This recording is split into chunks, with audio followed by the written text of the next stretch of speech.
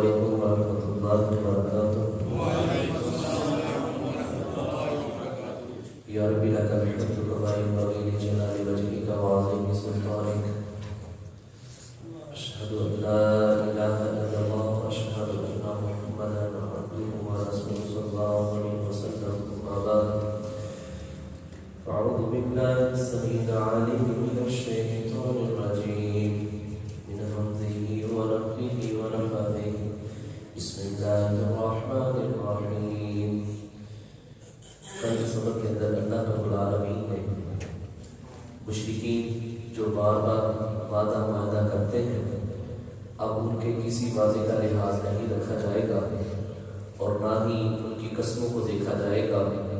وہ بار بار قسمیں اٹھاتے ہیں، جھوٹے وعدے کرتے ہیں، جھوٹی قسمیں اٹھاتے ہیں، اور اگر مسلمانوں کو تمہارے اوپر غالب آ جائے، تمہاری عورتوں کو بھی قتل کر دیں گے، ان کو لونڈیاں بنا لیں گے، اور تمہارے نوجوانوں کو غلام بنا لیں گے، تمہارے ساتھ بہت ہی برا رویہ اختیار کریں گے، نہ تمہاری قرابت داری کو دیکھیں گے، نہ ہی عہد و پیمان کو دیکھیں گے۔ اس لیے تم نے ان سے پیچھے ہی رہنا ہے، ان کے ساتھ یاری دوستی نہیں کرنی، اسی کے اندر تمہارے لیے بہتری ہے۔ اور اگر کوئی قوم تمہارے دین میں تان زنی کرے، محمد صلی اللہ علیہ وسلم کی گستاخی کرے، تو پھر تمہیں اجازت ہے ائمۃ الکفر، ان کے لیڈروں کی گردنیں اتار دو۔ لعلہم ینتہون، جب یہ دہشت کے ساتھ تم یہ کام کرو گے، اس کی وجہ سے آئندہ وہ ایسا کام کرنے سے باز آ جائیں گے اور ان کے اندر ایسے کام کرنے کی کوئی جرات نہیں کرے گا۔ آج کا جو سبق ہے وہ صفحہ نمبر 25 ہے اور آیت نمبر 13 ہے۔ آج کے سبق کے اندر اللہ رب العالمین مسلمانوں کو جہاد کی مزید رغبت اور اہمیت دیتے ہوئے ایسے واقعات رونما جو پہلے ہو چکے ہیں، جن کی وجہ سے محمد رسول اللہ صلی اللہ علیہ وسلم کو ہجرت کرنے پر مشرکین نے مجبور کیا، صحابہ کرام کے اوپر ظلم و ستم ڈھائے گئے، ایسے ظلم کیے گئے کہ جن کی دور تک کوئی داستان یا مثال نہیں ملتی، ان کے ساتھ ایسے رویے اختیار کیے گئے۔ اللہ پھر استفہامی حالت میں پوچھتے ہیں، تم پھر بھی لڑو گے ان کے ساتھ؟ انہوں نے اتنا کچھ کیا ہے تمہارے خلاف، تم پھر بھی ان کے لیے کھڑے ہو گے، ان سے ڈرتے ہو، بزدلی دکھاتے ہو؟ اور پھر اسی حوالے سے میں تمہیں لڑنے کے لیے کیوں کہہ رہا ہوں؟ میں خود بھی ان سے انتقام نہیں سکتا تھا، جب تم انتقام لو گے تمہارے سینے ٹھنڈے ہوں گے۔ مساجد کو آباد کرنا یہ مشرکوں کا کام نہیں ہے۔ اس حوالے سے مزید ہم انشاءاللہ سبق کے اندر پڑھیں گے۔ اللہ رب العالمین نے ارشاد فرمایا، الا تقاتلون، کیوں نہیں تم لڑو گے؟ قوم، ایسی قوم سے نقضوا ایمانہم، جنہوں نے بار بار اپنی قسموں کو توڑا ہے، وہموا، اور انہوں نے ارادہ کیا تھا بِإِخْرَاجِ الرَّسُولِ صلی اللہ علیہ وسلم، نبی صلی اللہ علیہ وسلم کو مکہ سے نکالنے کا۔ وہ جو دار الندوہ کے اندر میٹنگ ہوئی تھی، یا محمد صلی اللہ علیہ وسلم کو قتل کر دیا جائے، یا محمد صلی اللہ علیہ وسلم کو قیدی بنا دیا جائے، یا ان کو ہمیشہ کے لیے مکہ سے خارج کر دیا جائے، نکال دیا جائے، تو اسی بات کے اوپر اتفاق ہوا تھا کہ محمد صلی اللہ علیہ وسلم کو شہید کر دیا جائے، معاملہ ختم ہو جائے گا۔ اللہ رب العالمین نے نبی علیہ السلام کو صحیح سالم باحفاظت مکہ سے مدینہ کا سفر طے کروایا، باحفاظت اللہ نے مدینہ کے اندر پہنچا دیا۔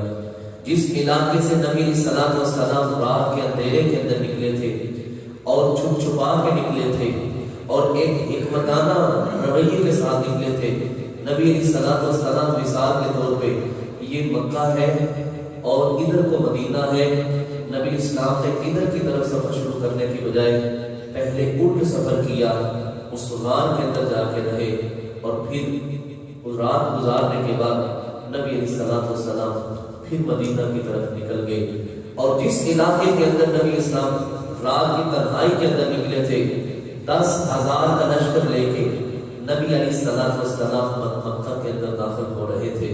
اس وقت رات کا وقت تھا، نبی علیہ السلام کی پناہ، نبی علیہ السلام نبی ہونے کے ساتھ ساتھ ایک جرنیل بھی تھے، ایک کمانڈر بھی تھے، ایک حکمتانہ باتیں بتلانے والے بھی تھے۔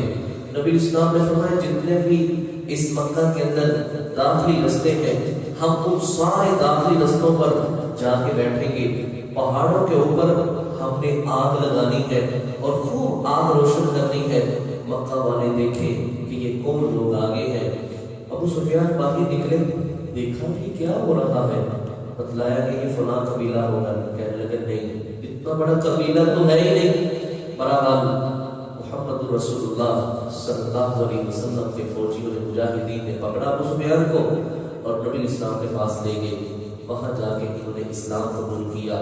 صبح کے وقت جا کے قافلہ چلنے لگا تو حضرت عباس نبی اسلام کے چچا ہے، فرمایا عباس چچا جان اس ابو سفیان کو ایسی جگہ پر کھڑا کرے جہاں سے یہ لشکر نیچے اترتا ہوا ابو سفیان اپنی آنکھوں سے دیکھے کہ اللہ رب العالمین نے کس شان کے ساتھ مسلمانوں کو عزت اور حوصلہ افزائی کرتے ہوئے اللہ نے کس عظمت کے ساتھ مکہ کے اندر داخل کیا ہے۔ اللہ اکبر۔ نبی اسلام نے ان کو سائڈ پہ کھڑا کیا اور حکم جاری ہوا سارا لشکر پیچھے آتا جائے۔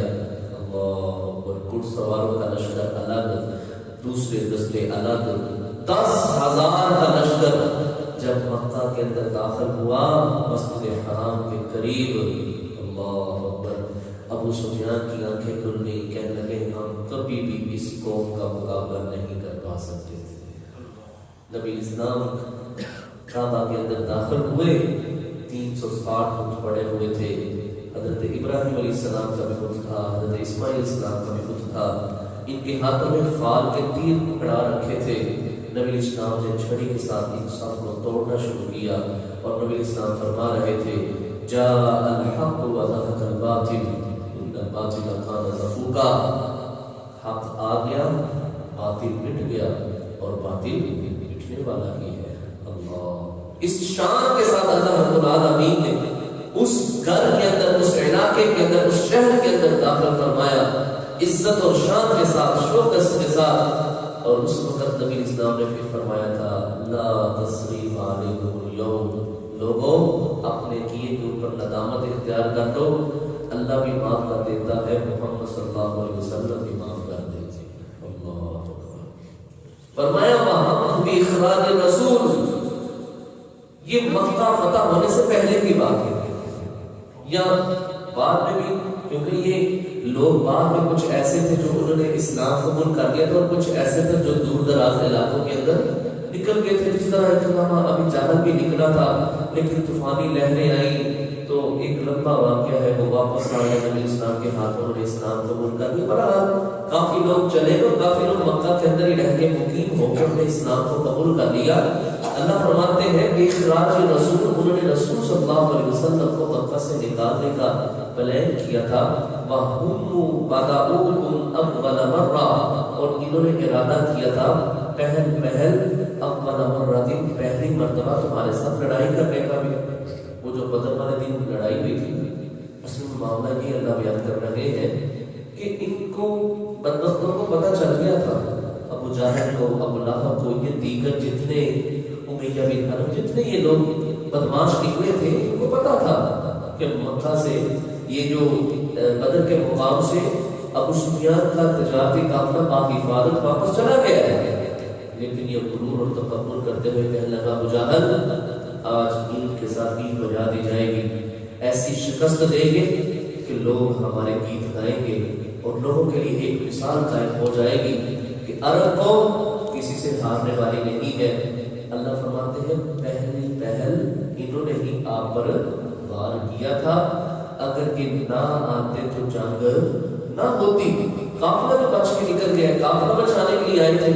بہرحال اللہ مزید مسلمانوں کے دل کے اندر ان کے متعلق غصہ بڑھ رہا ہے، ان سے نفرت دلا رہا ہے۔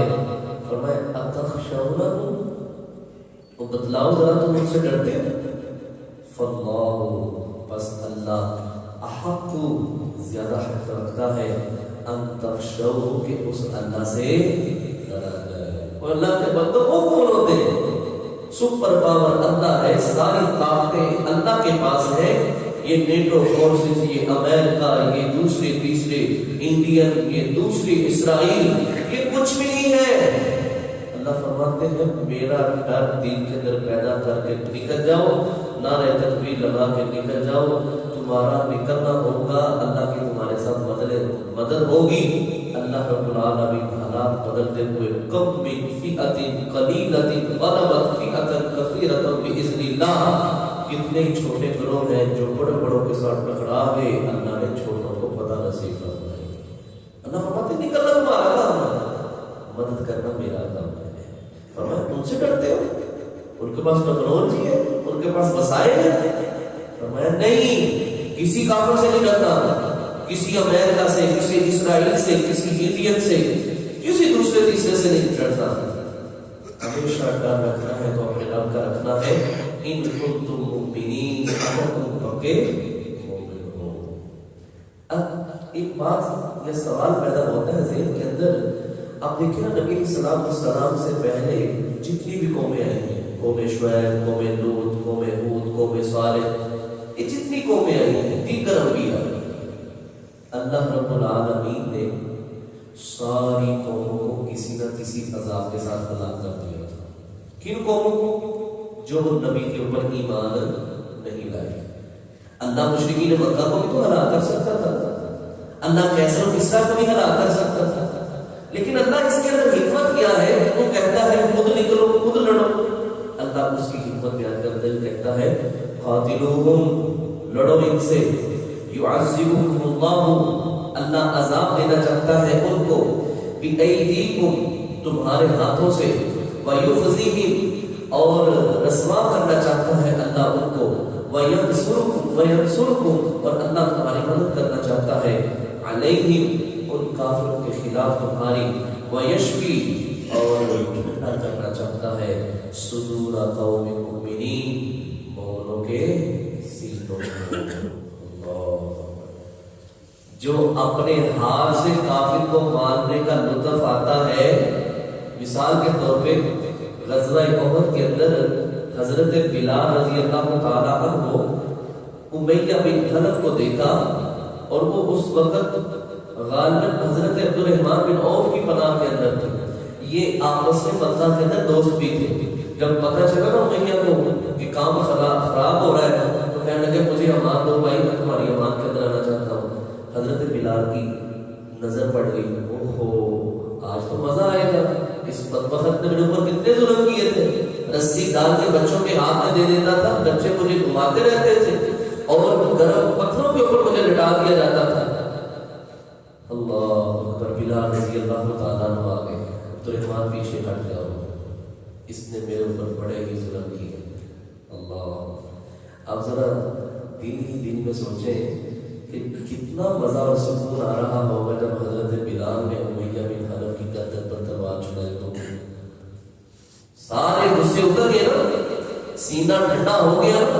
اللہ یہی کہتا ہے، اللہ کہتا ہے اپنے ہاتھ سے تم انتقام لو ان ذاتوں سے، جب تم ہاتھ سے اپنے ان کے جوڑوں کو کاٹو گے، ان کی گردنوں کو اتارو گے، ان کے بازو کو کاٹو گے، ان کی ٹانگوں کو کاٹو گے، تو پھر جو سکون تمہیں ملے گا وہ کسی دوسرے کے مارنے کی وجہ سے تمہیں ملے گا نہیں۔ اللہ کہتا ہے خود نکلو، خود مانو، میں تمہاری مدد کروں گا، وَيَشْفِي صُدُورَ قَوْمٍ مُؤْمِنِينَ، اور میں مومنوں کے سینوں کو ٹھنڈا کرنا چاہتا ہوں۔ اللہ فرمایا وَيُذْهِبُ، اور لے جائے گا غَيْظَ قُلُوبِهِمْ، تمہارے غصے، یعنی غصہ اللہ ختم کر دے گا، وَيَتُوبُ اللَّهُ عَلَىٰ مَن يَشَاءُ، اور اللہ متوجہ ہوگا جس کی طرف وہ چاہے گا۔ واللہ، اور اللہ علیم، خوب جاننے والا ہے، حکیم، حکمت والا ہے۔ ام حسبتم، کیا تم نے گمان کر لیا ہے، ان تترکوا، یہ کہ تم چھوڑ دیے جاؤ گے، ولما، حالانکہ نہیں، یعلم اللہ، جانا اللہ نے، الذین، ان لوگوں کو، جاہدوا، جنہوں نے جہاد کیا، منکم، تم میں سے۔ اللہ اکبر، اللہ دوسرے مقام پہ فرماتے ہیں بات سمجھانے کے لیے، وَلَنَبْلُوَنَّكُمْ، اللہ کہتے ہیں ہم تمہیں ضرور آزمائیں گے، تم میں سے کون جہاد کرنے والا ہے اور کون تم میں سے جہاد کرنے سے پیچھے ہٹتا ہے؟ جہاد ایک ایسا عمل ہے جس سے کھڑے اور کھوٹے کا پتہ چل جاتا ہے۔ مثال کے طور پر سونا ہے نا، سونا اس کی اصلیت پہ چاہتے بھی اس کو خالص کرنے کے لیے آگ جلا کے اس کو بھٹی کے اندر رکھا جاتا ہے، وہ اس کو جلاتی ہے، سونا الگ ہو جاتا ہے، میل کچیل الگ ہو جاتی ہے۔ اسی طرح سمجھ لیجیے یہ جہاد فی سبیل اللہ، میدان کے اندر نکلنا، قتال کرنا، تلوار چلانا، مہارت حاصل کرتے ہوئے دشمنوں کے مد مقابل کھڑے ہونا، اللہ فرماتے ہیں میں جہاد کو اس لیے تمہارے پر لاگو کر رہا ہوں تاکہ میں دیکھنا چاہتا ہوں پکا مومن کون ہے اور بے ایمان پکا منافق کون ہے۔ اور یہ بھی بات یاد رکھیے، منافق بھی جہاد کے بعد واضح ہوئے تھے کہ یہ فلاں فلاں بندہ مجاہد ہے۔ جب غزوہ بدر ہو گیا، غزوہ بدر کے بعد عبداللہ بن ابی منافق اپنی ٹیم کے ساتھ اس نے بات کی، انہوں نے کہا اگر ہم واپس ہوں گے اور کسی جہاد نے ممتاز کیا تھا ان لوگوں کو کہ یہ 700 سچے مسلمان ہیں اور یہ 300 پکے منافق ہیں۔ اللہ فرماتے ہیں ہم جہاد کے ذریعے آزماتے ہیں، جہاد کے ذریعے چیک کرتے ہیں۔ وَلَمْ يَتَّخِذُوا، اور ہم نے ان کو بھی دیکھنا ہے جنہوں نے نہیں بنائے مِن دُونِ اللَّهِ، اللہ کے علاوہ، وَلَا رَسُولِهِ، اور اس کے رسول کے علاوہ، وَلَا الْمُؤْمِنِينَ، اور مومنوں کے علاوہ، وَلِيجًا، کوئی دوست، کسی کافر کو دوست تو نہیں بنایا، چاہے باپ ہے، چاہے بیٹا ہے، چاہے کوئی کزن ہے، چاہے کوئی عزیزی ہے، چاہے کوئی محلے دار ہے، کوئی بھی ہے، ہم نے ان لوگوں کو بھی دیکھنا ہے کہ جو ایمان لائے ہیں انہوں نے کسی کافر کو اپنا دوست نہیں بنایا۔ اور ہم نے یہ بھی دیکھنا ہے کہ میرے راستے کے اندر کون نکلتا ہے۔ حقیقت بات ہے جہاد کے لیے بات کر دینا چھوٹی بات ہے، جہاد کے لیے نکلنا بہت بڑا ہے۔ اللہ اپنی ہتھیلی پر دھیان رکھ کے نکلنا پڑتا ہے۔ اور یہ بھی بات یاد رکھیے میدان کے اندر موت نہیں ہے، جہاد کے میدان کے اندر موت نہیں ہے۔ اس دور کے اندر بھی کتنے ایسے لوگ ہم ملے ہیں، ان لوگوں سے 5 سال لڑتے رہے ہیں کافروں سے، لیکن اللہ نے شہادت نہیں دی۔ خالد بن ولید رضی اللہ تعالیٰ بے شمار جنگیں لڑی، کوئی جسم کا حصہ ایسا نہیں جہاں تلوار کا نیزے کا وار نہ ہو، لیکن جب فوت ہونے لگے تو بستر مرگ پر ہونے لگے اور ساتھیوں کو بتلانے لگے ان بزدلوں کو میرا پیغام دے دینا جو جہاد کے میدان میں اس لیے نہیں جاتے کہ موت آ جائے گی، کہنا کہ خالد ہر محاذ پر موت کو تلاش کرتا رہا لیکن موت نہیں آ سکی۔ جہاد کے میدان میں موت نہیں ہے، یہ تو اللہ نصیب والوں کو عطا فرماتا ہے۔ اللہ ہمیں بھی مقبول شہادت نصیب فرمائے۔ فرمایا اللہ، اور اللہ خبیر خبر رکھنے والا ہے بما تعملون، جو تم عمل کرتے ہو۔ آگے اس حوالے سے بات ہے، ٹائم تو کافی ہو گیا جی، ایک موضوع بھی نیا ہے انشاءاللہ، یہ کل کے درس میں ضرورت انشاءاللہ پڑھیں گے۔ یہ آج کے سبق کے اندر بس یہی ہے کہ اللہ رب العالمین نے کافروں کے خلاف جہاد کرنے کا حکم دیا ہے اور اس لحاظ سے بات کی ہے کہ ان کو تمہارے ہاتھوں سے اللہ قتل کرنا چاہتا ہے، ختم کروانا چاہتا ہے تاکہ تمہارے سینے ٹھنڈے ہو، اور جہاد کے ساتھ اللہ مجاہدین کے اندر اور کافروں کے اندر، منافقین کے اندر فرق نکالنا چاہتا ہے۔ اللہ سے دعا کیجیے اللہ رب العالمین ہم سب کو جہاد کرنے والے اور جہاد کرنے کی اللہ ہم سب کو توفیق عطا فرمائے، اور ایسے لوگوں سے جب ہم محبت کریں گے انشاءاللہ کل انہی کے ساتھ کے اندر اللہ ہمیں کھڑا کرے گا۔ اللہ سے دعا ہے رب العالمین جہاں بھی مجاہدین برسے بیکار ہے اللہ ان سب کی حفاظت فرمائے، اور مجاہدین کے امراء کی اللہ ان کی بھی حفاظت فرمائے۔ آمین۔ سبحانک اللہم و بحمدک اشہد ان لا الہ الا انت استغفرک